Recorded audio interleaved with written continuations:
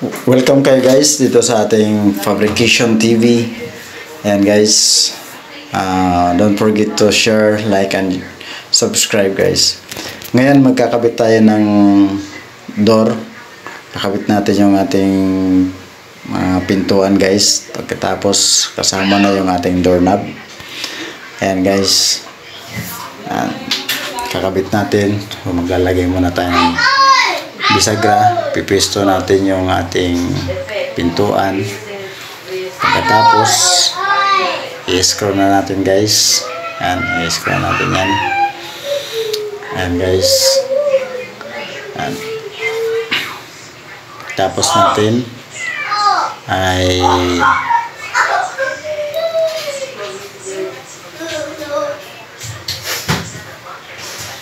i-screw muna natin yung mga bisagra guys sa hamba. Yan, meron na tayong hamba dyan. Tapos may gamit natin yung portable drill, cordless na yan guys. Yan, napaka effective gamitin yan, yung impact drill. Napaka effective, tapos mabilis gamitin.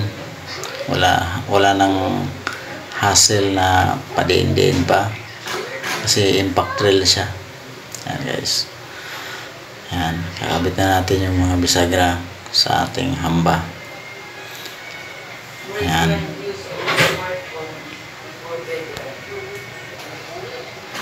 tutorial ito guys kung paano tayo makakapagkabit kahit sa ating mga sariling bahay, sarili nating bahay. Kakabit tayo ng pintuan.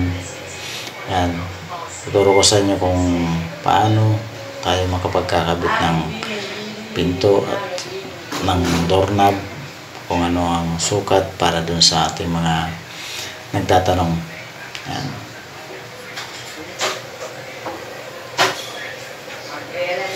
Yan guys, nakakabit na yung ating bisagra. Yan, medyo hindi natin abot pa tayo ng tungtungan. Hindi natin abot yung pangibabaw na bisagra. Para mailapat natin ng maayos, kuha tayo ng tungtungan, pupurma tayo. Yan.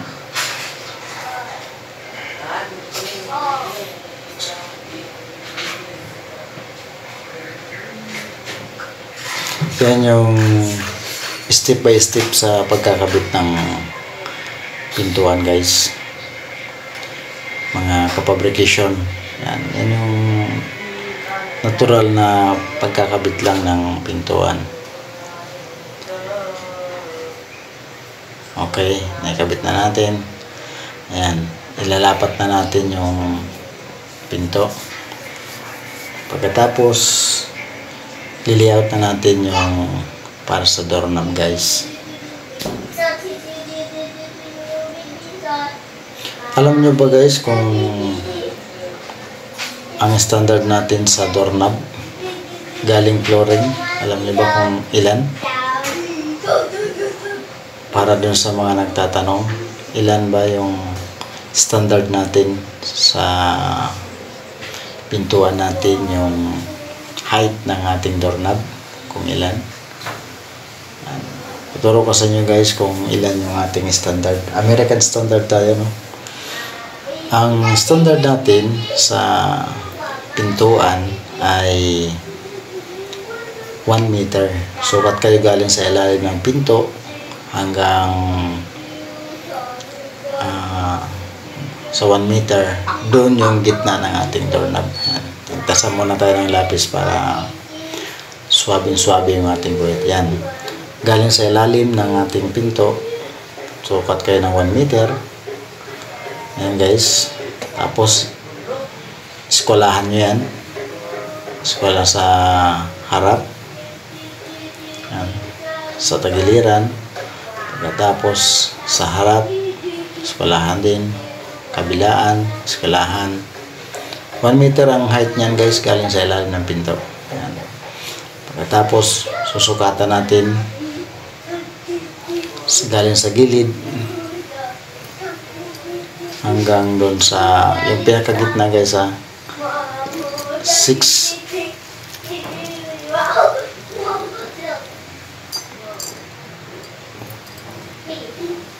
centimeters guys ang ating galing doon sa gilid ng pinto papunta doon sa may yung bubutasin natin 6 centimeters, butasin natin yung sa gitna. Yan. Yan, tatanggalin muna natin yung ating doorknob. Yan guys, tutusukin lang natin yan. May pantusok na kasi yan sa sangsit na yan. Pag binili nyo may pantusok na yan. Tapos tanggalin natin. Iba-ibang klase yung doorknob. May di-thread, mayroon lang dilak. Ayan. Ayan yung ating doorknob na ilalagay. Simple lang ito guys. Ordinary lang na doorknob. Ayan. Yan guys, bubutasin na natin yung ating paglalagyan ng doorknob. Kung mapansin nyo guys, 6 cm lang yung galing doon sa gilid papunta doon sa gitna. At yung 1 meter gitna rin doon nyo bubutasin. Ayan guys, pag nabutas nyo na yan,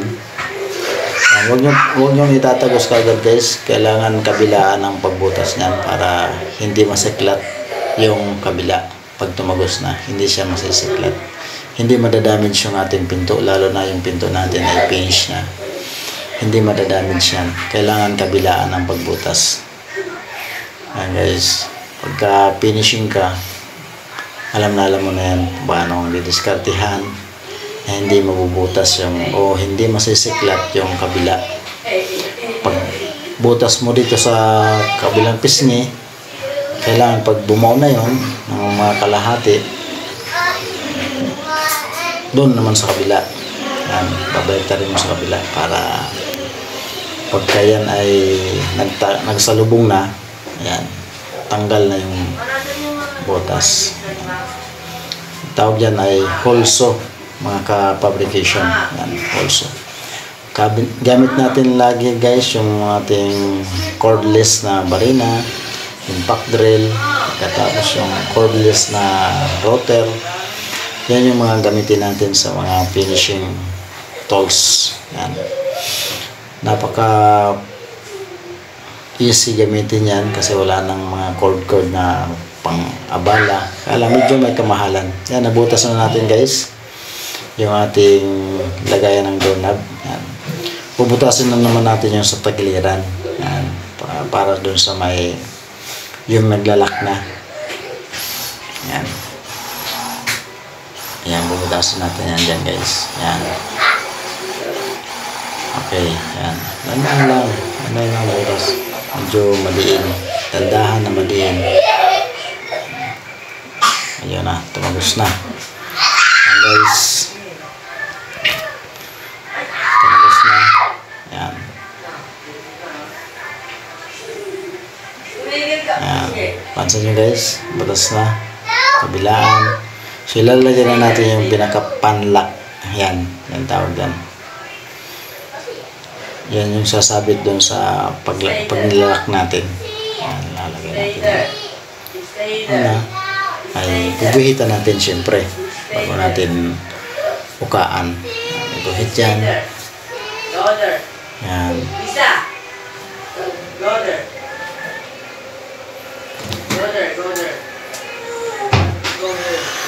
So ganun lang yung pagkakabit ng pintuan guys. Tapos doorknob, kung talagang biyasa ka na rito, 20 minutes kaya na yan isang pinto. Pero kung magkaroon ng problema sa paglalagay, mga 30 minutes to 1 hour, mahaba na yan. Ayan guys.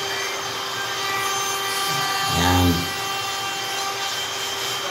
So wala ito masyadong cut guys, para makita niya talaga yung pinaka proseso ng pagkakabit ng doorknob, pagkakabit ng pinto. Ito yung pinaka proseso niya. Yan, mga kapabrication,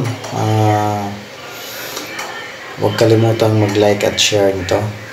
Pagkatapos subscribe nyo na rin yung ating munting channel, Fabrication TV. Yan guys.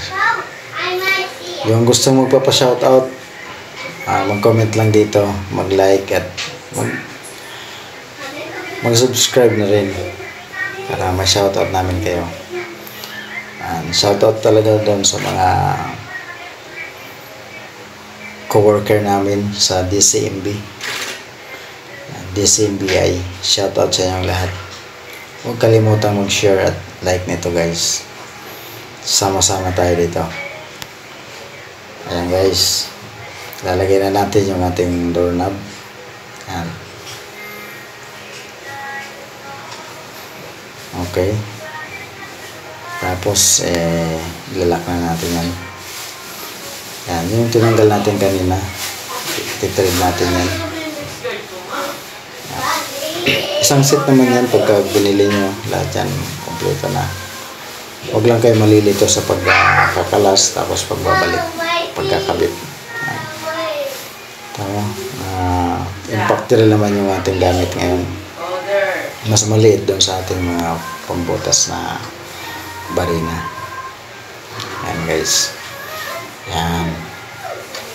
Ditread lang yan guys. Napakadaling ikabit. Tapos ikabit na natin yung handle nya, yung bilog. So gano'n lang yan guys.